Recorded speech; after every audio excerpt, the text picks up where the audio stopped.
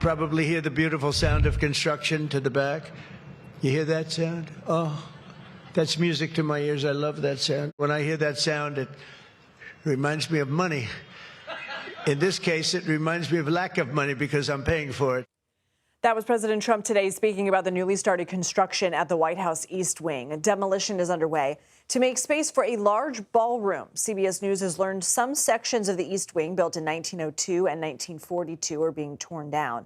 That includes the First Lady's office, the Office of Legislative Affairs, and the White House Military Office.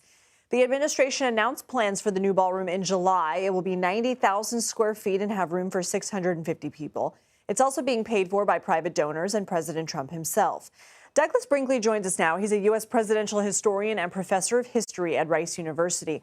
Thank you for being here. When you see that video, is something like this unprecedented? Well, seeing a demolition derby on the East Wing of the White House is certainly unprecedented. Renovation, of course, is not. Most famously, Theodore Roosevelt, who dubbed it the White House and the East Wing in 1902. And then you have by the 1940s, Harry Truman and Bess Truman had to leave the White House for 4 years to get renovations done, stayed in Blair House across the way. But those were because of, for example, of Truman, because of disrepair.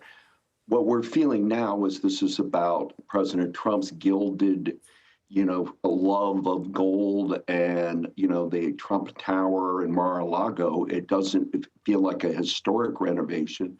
Feels like a wrecking ball to build a larger and larger ballroom that was supposed to be about 600 people, and now it could be 900 people.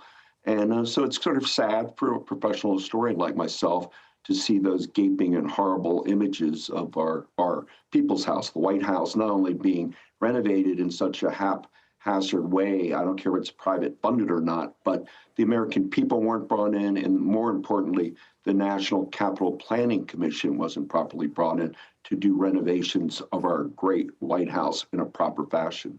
So we mentioned that President Trump says that this is needed. The White House is in need of a grand ballroom. Where does the White House right now host big events? Well, look, if you would walk in, what President Trump's objected to was that feeling of the canopy tent, and it could be colder, it could be rainy, and he wanted something more palatial, something that had a feel of he's visiting world leaders like Vladimir Putin, or he's going to Qatar, and he's impressed by all of that. He doesn't understand the fact of our frontier democracy, our humility, our law and order of our Constitution, that you ask the American public about the renovations and share that with us. Instead, we're in the middle of a government shutdown. Nobody's talking to each other.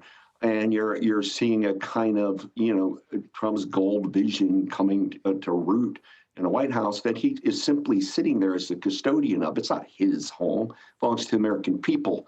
And you don't want to get it like we're doing it so much that a Democrat president gets in and they change it back, and then Trumpian comes in and they go back to gold, back and forth. It seems to me the dialogue with the American people was missing, and this seems to not have been properly vetted by Society of Architects or by the National Capital Planning Commission like it should have been. All right, Douglas Brinkley, thank you.